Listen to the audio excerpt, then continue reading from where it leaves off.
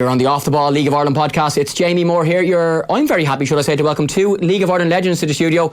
Both now involved with Sheriff getting ready for the FAI Junior Cup final at the Aviva Stadium this Saturday. The Sheriff player manager Mark Quigley and midfielder Stephen Maher, who banged in the winning penno in the semi-final on Saturday. It was Sunday, yes. Good afternoon, lads. How are you? Good. I like the way you said legends. That was... Well, you are looking at the list of games and trophies and clubs. Not many people say that, but I appreciate it. Yes. Mark, player manager of Sheriff, but you had to pick yourself on the weekend because half your team were away in a stag. Yeah, more manager than player. That was only the third game I'd started, and I think I played 10 minutes before that or something. So there was needs and must. All the lads were out enjoying themselves and on the stags, and I was supposed to be on it myself, but I obviously couldn't go because it doesn't look good if the manager leaves. But no, I had to play myself, and I knew I wouldn't last long, and I knew I had a couple of lads on the bench that could come on and do well. So that was the aim, just to get as much as I could out of it and try scrape us over the line. So luckily we did it. Was the stag of one of the players, or? Yeah, the captain, Paulie Murphy. Okay. So half of our team is Murphy's and our coach is Murphy. So it was unfortunate that it was him. So they all had to go, and there was no problem. Listen, it's junior football. You're not asking if somebody books something months in advance. You're just going to leave them and let them do it, and it's up to them what they do. But be a clean slate for Saturday, and we've a full squad to choose from now. So when did you decide you were picking yourself, and when you named the team, were you like number 1, number 2, number 8, Mark Quigley? I decided when I knew all the lads were going to stags, because I knew we were down to the bare bones, and I just had to play, and I don't think I'm the worst fella to come in and play, so I knew I'd get away with an hour, and luckily I did, and before I blew up. But I put my quad in the warm before the game, so that didn't help me either. But no, it was grand. Enjoyed the game, enjoyed helping the lads to get there to the final. Now I'll go back to management duties, and hopefully the lads can do it for me. Suit or tracksuit on the sideline? Tracksuit, man. But it won't be a tracksuit after. If we win. will you be in the squad? Will you put yourself on the bench? No, I don't think so. Okay. Well, depending on how the week goes, if anybody picks up any niggles and if there's room on the bench, and if we have a full squad, I won't. Yeah. There's not. As I said, I only go on the bench if it's needs. Most of them are down to the bare bones, and I have to play. But I doubt I will have to play on Saturday. We have a good enough squad without me, taking up a spot. Yeah, and we should say as well, the reason that half the team were away was because of the match was only fixed, I think, on Friday after Sheriff lost in the previous round but got back through after a protest because the opposition team from Limerick played a player that wasn't registered properly and stuff. So the semi-final was fixed, and Stephen Maher steps up to score the winning penno. Not usual, no. No, well, very nice. It was a nice penno, in fairness, and things at the end a little tight, but you were happy to score the winner. Yeah, no. There was only a few senior players playing on Sunday, so I knew there might be an opportunity to take a few free kicks or maybe even penalties, but Bisto went off early on, and the penalty came, and I sort of just ran. I said it to him. I said, I'm taking it. And he goes, are you sure? I knew he was full of confidence in me. And then he asked me again. He goes, will I take it? I said, no, grand, I'll take it. So I had taken one in the previous round against it was Pike. Yeah. I used to take them as a kid, but then when I played sort of League of Ireland, there was always a couple of players ahead of me, like say Quiggs and Jason Bourne and Neil Fenn. So I never really got a chance to take it. Decent players. So they would always take the penalties. So that was me stepping up and trying to do my thing. Yeah, I arrived to the game and I asked for a team sheet and I couldn't get one. So I'm looking at the Sheriff team, midfield, Maher and Quigley, number 10, Gary Burke, brilliant player in the League of Ireland, great little player, up front, Bisto Flood. What a little team you have, and half the team missing, but that's like the midfield too. You guys, Mars, you're 31, you could still be playing in the league for sure. Quig's a little bit older and whatever, but I really enjoy watching you playing. Yeah, no, I think we probably both of us should still be playing. Yeah. Just unfortunate with a couple of bad knocks over the years. Looking at Bisto over the last couple of weeks, and we probably still should be playing as well. Borky as well is only a young lad, so it's just unfortunate the way things go for certain players. But as together as a team, we work well, and we were missing a few bodies, and we still managed to put together some decent moves. And when all the lads now are back on Saturday, it's going to be a tough decision for Mark to make. It just goes to show that you need the squad. Yeah. And I've been saying it all season, and some lads have been unlucky where I chop and change the team a lot because I feel we've 20 top players. Mm-hmm. And on Sunday it proved it, because I didn't bring anybody in that hasn't played in a few weeks or that's been in and out. Everybody seems to get around the same amount of minutes, around the same amount of games, so it was easy for me to pick that team because I knew anybody that steps up, there's not a problem. So that's the benefits of having a really good squad, and we have a really, really strong squad. We've 18, 19, 20 top players. final of the Aviva 5 o'clock on Saturday against St Michael's. Have you played the Aviva before, Marzi? No, that's never played, never had the opportunity. Probably a big regret playing when you play League of Ireland. Yeah. If you don't get a chance to play in the Aviva. Never really got close, always wanted to. And then when I spoke to Mark in the summer last year, sort of the both were sort of saying, listen, it's the Aviva, that's where we want to get to. You know, the Sheriff has a big history in the competition. And just that was the big goal to play all year. We were just talking about the Aviva. It's a bit of a strange way the way we've got there, but you know, who cares? You know, we're going to be playing the Aviva Saturday, so that's the main thing. Just very excited. You've been there before, Mark? I got there with Pat to the final, but I had back surgery about 4 days before the final, so I missed out on the squad. I obviously have a medal and stuff like that because I played in every round previous, but it doesn't feel the same, you know, when you don't play. I played the last game in Lansdowne. We got beaten in the final against Derry when I played for Pat. So no, I never actually graced the park, but you know, it'd be nice to. I know I won't be playing on Saturday, but it'd be nice to stand on the sideline and look at a team that, you know, I've built and the ideas that I've put across for them to go out and hopefully, fingers crossed, win it for me, be one of the biggest achievements that in my career. I was only saying to Stephen on Sunday, at the end of the game I got like real emotional. It was weird. I've never really felt like that about football, but it's just something about going and watching your team, you know, put across your ideas and the stuff that you want them to do. You know, it's something about that I'm obviously looking forward to on Saturday. Yeah, Saturday. We're getting confused with days and times. Yeah, I know. They all roll into 5 o'clock. Yeah. You as a manager now, Mark, and you're a new manager, but I'm just looking at like some of the clubs you've played for and the managers you've played under. Like you had a brief spell at Millwall, Shamrock Rovers, Pats, Bows, Dundalk, Sligo, Derry, and now manager of Sheriff. Like the people who you worked with and the influence they might have had on when you were playing for them, but now you're managing and the different type of, you know, maybe they're coaches on the pitch, or maybe they were motivators, maybe they were pulling the player across to the side. Like you've had some, you know, number of years, probably 14, 15 years working with some of the top managers in the country. Like, yeah, no, I pulled stuff from I remember always working with Ray Wilkins. He was an amazing coach. Mark McGee, amazing manager, motivator. And then when you come over here, Johnny McDonald was, you know, one of the greatest managers I've worked with because of the bond we had. You know, when you just have a bond with a manager and he back you to the hilt. So I really enjoyed working with Johnny. But as you said, I think I've played for everybody nearly twice, so I've been around the block a few times, and as you said, I've worked with top managers, top coaches, and you do, when you're going into the job, you do take little bits off people, but there's nothing wrong with that. That's what they done with their previous managers, and that's what the next generation will do. And you know, I try my best on the field and my tactics and stuff like that. I try to have the team to go out and have as much knowledge on the opponent as they have. So it's going well so far. You know, first season.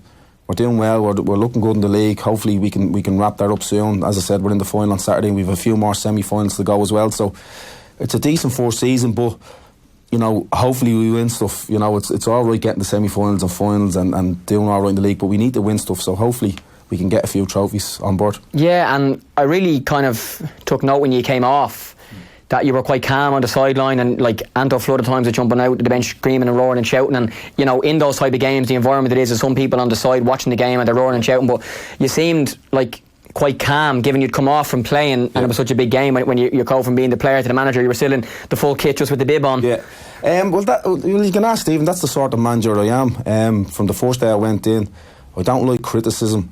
I don't like people shouting and roaring at each other, because when I was a player and somebody shouting and roaring at me, I'd go the different way. I'd tell them something that they wouldn't want to hear. So the way I go is I try to motivate people. I try to be calm and influence. You know, try to give good instructions, and that's the way I think I'll progress as my managerial career will go on, or wherever I go in the future. But it's just be calm and speak to somebody how you like to be spoke to, and just stuff like that. It's really plain and simple. What's he like as a gaffer, Marzi?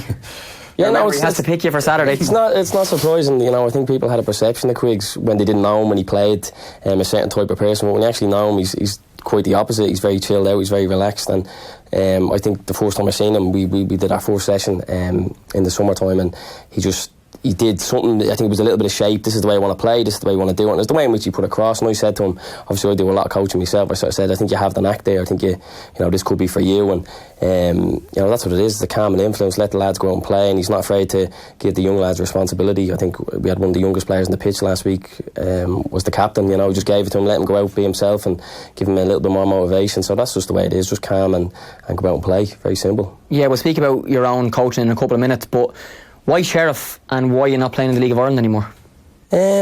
As you know, I had a few bad knocks. You know, I had the worst injuries you can get, all in the space of a short space of time. My dad died as well, so there was a little bit of just all of that together. I fell out of love with the game. I actually hated football, just had no interest. I loved coaching.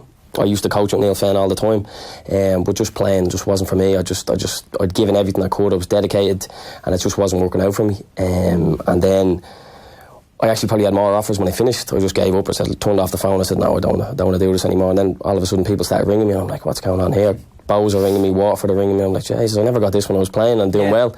But just wasn't for me. I was working, you know, and coaching, and I said, no, that's enough for me. But never watched football, never, just stopped watching it completely, never watched the game. I'd, you know, just coach, that'd be it.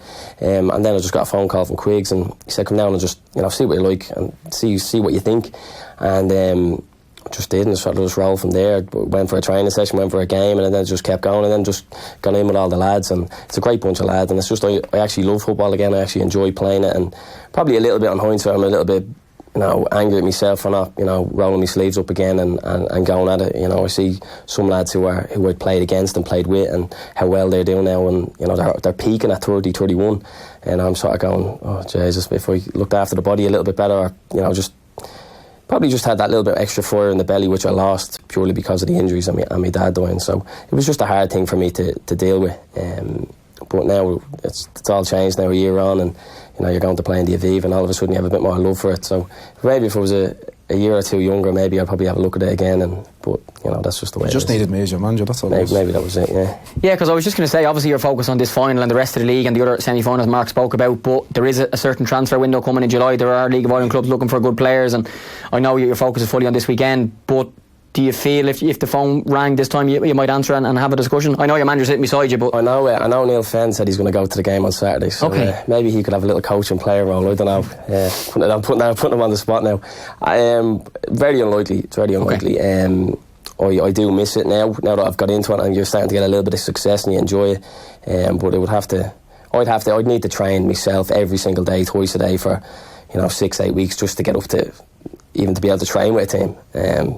But like, it's never say never, but it's very unlikely. Very unlikely. How big is the change from League of Ireland to LSL/AUL/senior, like amateur football? Because like on this podcast all the time we speak to young lads who, you know, have been in England and have come back, or who have been in the league and gone to England playing for Ireland now, and we've, you know, spoken to fellas who retired, but I've never spoken to players who've kind of stopped playing in the league and gone to play for a Sheriff or whoever it might be. So what's it like going from like the league to what's probably funny is, probably Mark, like we spoke about this before, there's probably actually some better players. Okay. Like there's some lads at Sheriff who I'm going, how have you not played at a higher level? It's mad training with them and playing with them every week.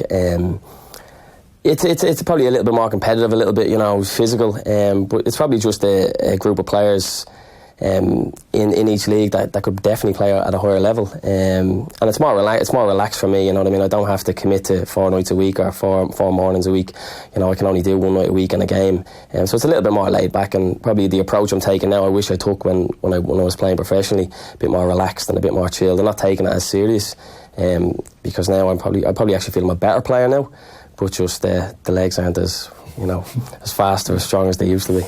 Yeah, you mentioned your dad, Eugene, and I think of you every day, and that sounds very weird, but I am a member of Westwood Gym in Fairview, and I drive past her every day coming to work, and that's where your dad was knocked off his bike and killed in 2015, and there's still flowers on the tree, and they're often updated too, and I drive by every day, and I just think of you because I know you, and I know you around the league, and even looking on your Instagram before we chatted, like just, you know, you put up a photo recently of yourself with the league trophy with Pats and him in 2013, I think, and the influence that he was in your career. Yeah, you know, that was probably a big thing. I can always come back from an injury. I've done that many a time. It was when football and my dad was us. You know, we used to go, you know, from when I was 6 years of age all the way up to when he died. You know, he was going to all the games.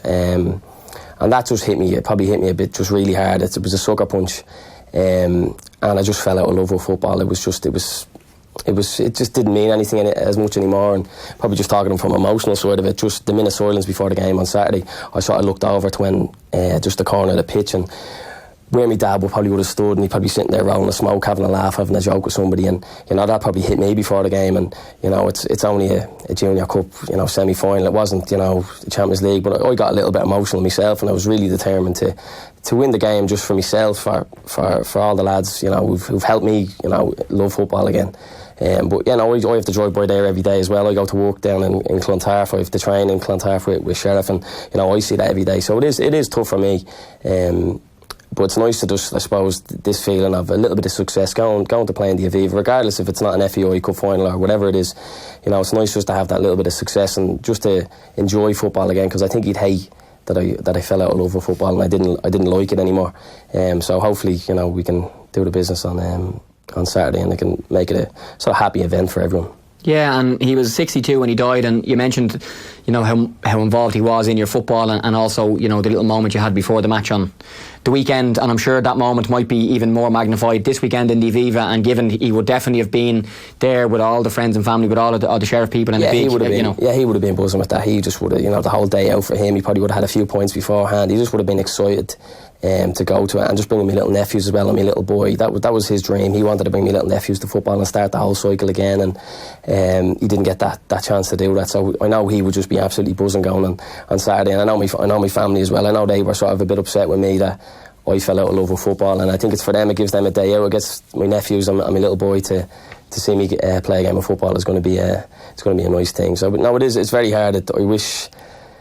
I wish I was a little bit stronger after it happened, but I suppose I just done my ACL straight away after my dad died, so that was another sort of kick in the teeth. And it was just, maybe if I wasn't injured, I might have just taken a couple of months and got back on the horse again. But it was just like I said, the injuries and my dad dying was a bit too much for me. But look, that's all changed now. All of a sudden, now after speaking to Mark in the summer, now all of a sudden you love playing. I can't wait to get to training, and sometimes I'm cancelling work just to get to training, so it changes very quickly, and I'm happy about that.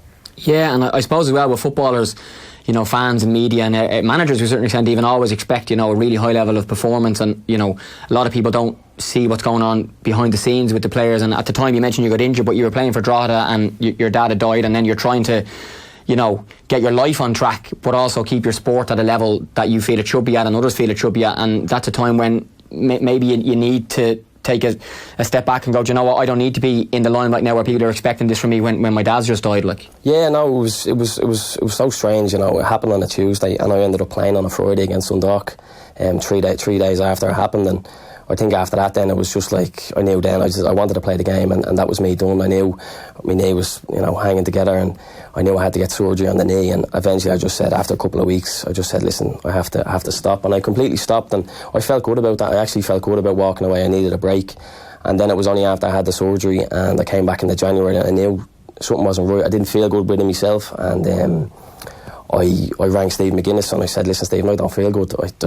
There's something not right with me. So I ended up going and speaking to the sports psychologist. Okay. And that really helped me, and I'd always sort of recommend that to players who are feeling a little bit down or struggling with little things, to go speak to the PFA or speak to anyone who will help out. And that really helped me. That sort of pushed me to go on and build a business outside of football and just be more positive about things. Now, I did always have that sort of bitterness towards football because of all the injuries and things like that, and that sort of stopped me from going back. But I actually felt better as a person just speaking to someone and just getting it all out there, and that sort of helped me get through a lot of things.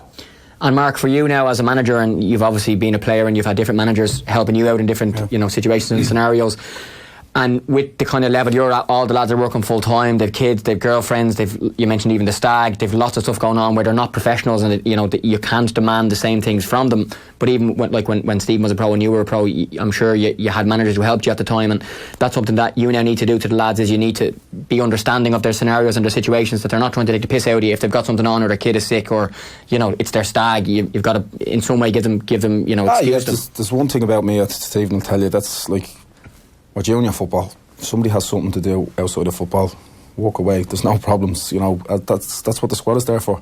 That's what lads are there for, to step in, and somebody else is doing something somebody can't make because they're in work late. There's no problem. I haven't given out to one lad over going somewhere, if he's went on a stags or if he's went on a holiday. It's no problem. If you can get there, you can get there. That's the way I look at it.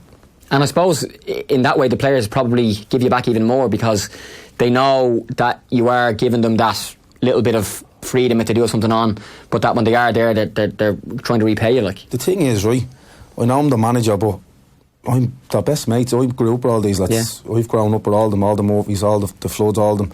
The young generation that's coming through that I brought in, they respect me. I get on great with them. So it's, you know, it's more. I know I'm the manager, but I feel like I'm still sort of one of the lads, and we all get on well, and we enjoy each other's company and stuff like that. So, you know, I think that's a good way. I'm not standoffish. I'm approachable. I can talk to the lads. I get involved in the training sessions. There's grids beforehand. I'm doing that. I'm having the laughs and the jokes. So it's a nice bubbly atmosphere in the place, and that's the way I want it. I want it relaxed and chilled, and everybody can talk to each other, everybody can approach each other, and that's sort of my management style. Lads, tell me about being young fellas growing up playing football in Dublin, because we did a topic this morning on Wednesday on the Adrian Kennedy show on 98 FM about management companies in different places banning kids from running around in the green, banning kids from playing ball sports. You see now in primary schools kids can't run in case the parents sue the school, and you guys were growing up in Dublin. It was a great place to be a young footballer. Amazing. Well, I lived in Liberty House Flats with all the lads that played for Sheriff. We had a football pitch there, and we grew up at 8 in the morning, play till 8, 9 at night. That's all we done. We used to go out and play football. When I come out from school, I grab me football, go out and play. It doesn't happen now. It's obviously, you know, people will say technology, iPads, PlayStations, but we didn't really have that growing up. So it was just, you're going out with your mates, you're going playing football. So it's something you have to look at. It's just the generation that it's in. It's just the way the world is progressing, what's happening. You know, there's a lot more stuff for kids to do, and they're getting lazy with sitting in and not having a game of football. And you can see that there's not as many good players coming out as there used to be. When I was playing football, you'd be lucky to be 20, 30 kids on a Saturday morning ready to play football. We'd be playing 5-a-sides, and it was the best feeling ever. And it's not nice when you walk around the park and you literally don't see anybody playing football. Very rarely. We used to play on the pitch. We used to play with Coca-Cola bottles. We used to play football with Coca-Cola bottles with each other. Runners be wrecked, your mad killer. But we just loved doing it, and you just don't see it. You don't see it anymore. It's a bit sad, you know. But you know, it's probably down to, you know, as I said, the technology sort of side of it, and more stuff for kids to do, and they're getting lazy and that. Yeah, even at the weekend, I live out in Howth, and there were 2 kids playing curbs, the old style curbs, throwing the ball, and then they were trying to throw the ball over the curb, bounce it off the curb and back over the car again, and the barman from the Summit Inn went over and said, "Lad, you're going to cause a crash, you can't do that." Right. But when you were growing up, Stephen, as well, like worse stuff than that, playing in town, you literally be like asking people, "Don't park on the road, please, because we're playing." Yeah, I know. I was only thinking that the other day. I brought my little nephews out, and we kicked the ball into one of the gardens. It hit off a car, and they came out. And you're thinking, "Geez, we used to bait the ball off the car all the time." You know, and you'd be climbing. When the ball went over into the back garden, then I had to tell my little nephew, "You know, you have to hop over and get it." And he couldn't understand that. You know, kids don't even hop walls anymore. You're sort of thinking, "Get into that back garden, just get the ball." But he didn't want it. He wanted to walk around and knock on the door. So I had to teach him a few little things, throw him over the wall and get the ball. So it's just, I don't know what, it's just a new generation, you know, as I said, the iPad generation. And I suppose when I'm coaching, then, you know, for the first 20 minutes of the session, I let them do what they want. I just want play heads and volleys, you know, play World Cup, just do something that's sort of like what you would do as a kid. And some of them don't even know the games. I have to explain World Cup to them. I have to explain heads and volleys to them. So it's a bit mad. It's a bit of a different generation altogether. What are your own memories, Stephen, of playing those games as a kid? I remember, like, Sutton Park School, the Astro was locked, and we'd climb over a fence and you'd be looking for the security van, and the van was going to come, you'd leg and you'd hide him, and he left, you'd go and play again, and we played for hours and hours and hours and hours and loved it. And the inner city in Dublin is known for even more just street games, and you know, the amount of footballers. Wes Houlihan is probably the most notable of them. Just morning, noon and night football, and tough football too. Yeah, no, I suppose what I can remember is I was always probably the youngest, and all the lads were probably 2 and 3 years older than me, so I had to, if I wanted to play, I had to stick with them. And you get kicked around the grass, you'd be smashed up, and I was always a small kid, so when I went back and played with my own age group, I was always tougher and stronger than them. And probably, I think a few people probably look at me and go, "Oh, you'll bully him," but I used to always hold myself pretty strong in midfield. And that probably just came down to that little bit of grounding you got when you were a kid, you know, a 6-year-old playing with a 9-year-old and a 10-year-old, and he's booting you up and down the grass. And then when you go and play with your own kid, or your own age group in your football team, you're able to handle yourself. So I don't really think that happens anymore. Like, as I said, when I'm doing coaching, you see kids, and you're not allowed to put a small kid with an older kid now because, you know, insurance reasons, something happened. So you just miss. I think they miss that sort of that growing up stage. That, you know, just get out there and just, doesn't matter who you're playing against, just get out there and play. But I don't know how to change that. I don't know how it's going to happen. Will things go full circle, and, you know, there'll be no iPads and iPhones and things like that? I don't know. Mark, tell me about, like, being from one area of town and playing against lads from another area of town, whether that be the flats or they're coming from a different distance, and you're organising games and like they're proper competitions, and it's win at all costs. Like, oh, it was amazing. The Monto Festival we used to play, Wesley used to play, and all the lads that are playing for my Sheriff team used to play, and we used to play. We were 11, 12 years of age. We were playing against men that were 30. It was all ages. We used to do that. Then you play your own age. So it was a really tough upbringing, a really good skill of football, and everybody in the inner city seemed to know how to play football. Yeah. If you know what I mean, you wouldn't. It didn't matter who you played with, what team, what little other flats complex you play against. Everybody knew how to play, and as you said, it was win at all costs, and it toughened you up, and it made me a much better player than what I probably could have been. So it was amazing. As I said, we used to every Saturday morning we'd be playing the five-a-sides with all the lads. Some of them are not even here anymore. It's mental, but it was an amazing place to live, the inner city. I miss it, to be fair. I miss being in the flats. My mother still's down there, and she brings my kids down there, and it's great to see them playing around there as well. So it was amazing upbringing, and it's something I miss. And apart from the fun side of it, it definitely helped everyone from a football sense. At times the games would be 12 aside, 13 aside, 4 aside, playing on concrete, playing on astro if there was astro, playing on grass, and just being able to be physically touching a football like hundreds of times a day, which now doesn't happen. No, it doesn't happen. It's funny you say that. We used to play, say it was a 5 or 6 aside in the Belvedere Youth Club, and the way we played, you'd play for about 3 hours. And how it worked was, whoever left on the opposite team, you just keep playing. So it'd be down to probably 4v3 or 4v2. Yeah. So then it'd be 1v1 towards the end when everyone's gone. But your fitness, I remember being at Millwall, and I had to come back because I had Osgoods. So I rested for a couple of months, and I was 15 years of age, and I was in the Belvedere Youth Club doing what I said for 3 hours. I went back for pre-season 3 months later, and I was the fittest person out of everybody. In Millwall? I mean out of everybody, the whole squad, first team players as well, running around the park. So it was amazing times. I wish I was that fit now. I would have been able to run around on Sunday. But no, it was great times growing up. Amazing upbringing. And Stephen, now you're working as a coach as well, and I'm sure you've an interest in being a coach when you retire from football too. Ultimate player performance. How do we, and I'm saying this, as a group and as a collective, get more kids in Dublin playing more football? Because if they did it, they would love it, but not enough of them do anymore. I don't know. I think it's just maybe the influence from the parents. You see there's so much football on TV nowadays. You would think they'd want to get out and play as much as they can.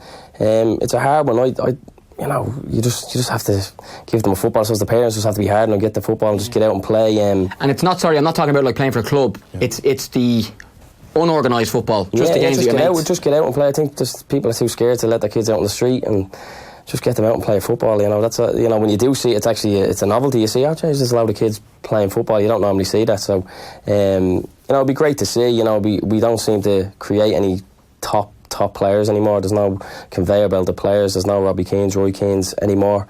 I think people, all the right people need to get together and sort of examine something and make something happen, and hopefully that can change over the next couple of years. Yeah, I think as well, lots of kids are playing football because their parents wanted to play football, or because they watch football, or they want to have a post for their Instagram and stuff, as opposed to just loving it. Play.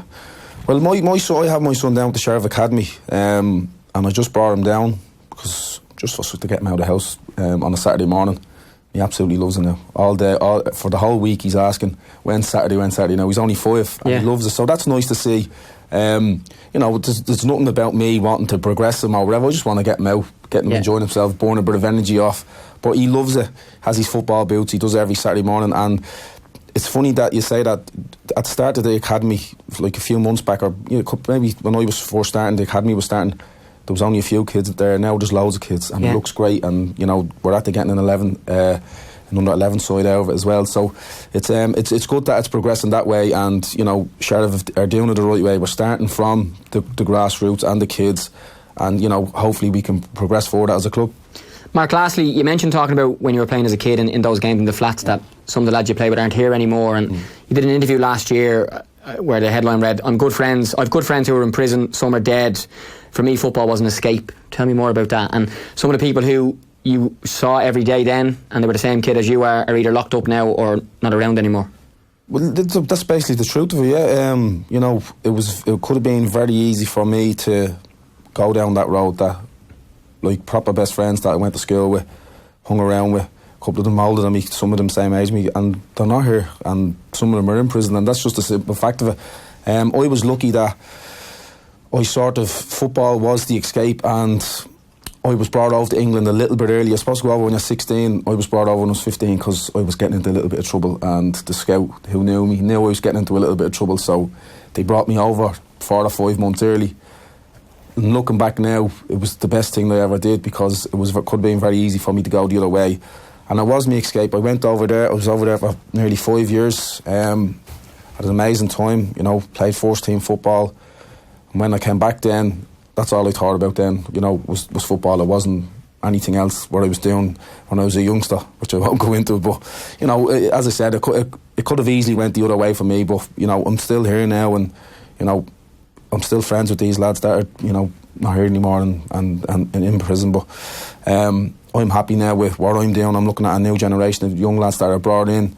We've got 18, 19, 20-year-olds now that have given our team really a new lease of life, because, you know, I played last year with Sheriff, and we were dead on our feet, to be fair. We were all getting old and stuff like that, but this little new generation, and it's nice to see me now sort of give them little, you know, pearls of wisdom, as they say, but trying to help them not go down a road that I could have went down, and, you know, they look like they're enjoying themselves. So yeah, it was, you know, could have been a flip of a coin, and that could have been me. But luckily, I'm all right, hopefully. Yeah. Lastly, boys, back to the League of Ireland finally. Mark, one for you. Will you be League of Ireland manager? Do you want to be one in future?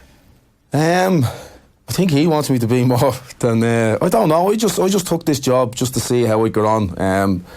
I wanted to, you know, help me mates win a few trophies, and that's sort of what I'm doing at the moment. And I think the way it's going, it's pushing me more towards wanting to do it. Okay.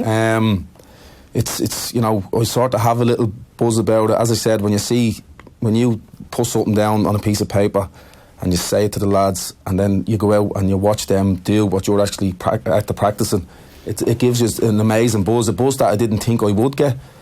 So yeah, you know, down the line, I'll have to start doing my badges and hopefully progress. But you know, I'd never say never, you know. Best League of Ireland memory as a player, both of you. Mark, you go first. Oh, mine definitely scoring the winning penalty for Sligo. Thought you'd say that. 100%. It was like against Pats as well. The fans were giving me a nice bit of stick, so it was good to score that against them. Yeah, that has to be. Yeah, it's the standout one, to be fair. You know, before that, it would have been probably winning Player of the Year. Was an amazing achievement for your, you know, fellow professionals to vote you as Player of the Year. But the winning penalty in the 92nd minute or something just tops it. You know, I do have a bit of crack about that, actually. And I had a bit of laugh with Marzi on Sunday about him scoring the penalty, that there was not much pressure on him as there was on me when I scored that penalty. But yeah, that's definitely a standout memory. And that was in the showgrounds? That was in the showgrounds, in yeah. 2012? 2012, yeah. So yeah, we're going to speak to Jack Keeney in a moment, who scored that free for Sligo at the weekend against Rover, so another famous Sligo goal. But lastly, Marzi, your LOI favourite memory? You might make more when you go back, if you go back. What? That was what words you about. Probably playing out in Russia. We were at St. Pat's in 2009. We were playing Krylia Salvatov, and we were 3-0 down. We had 1-0 in the first leg, and we ended up, I think we set and Alan Cawley came on, and Alan Cawley played really well in that little space, that little 15-minute spell he came on, and we managed to get two goals back and ended up going through. So that was probably the fondest memory. Great stuff, lads. Thank you so much for coming in. It's Sheriff against St Michael's in Tipperary this Saturday at the Aviva Stadium. It's 5 o'clock in the FAI Junior Cup final, and hopefully Mark and Marzi will be celebrating very nicely.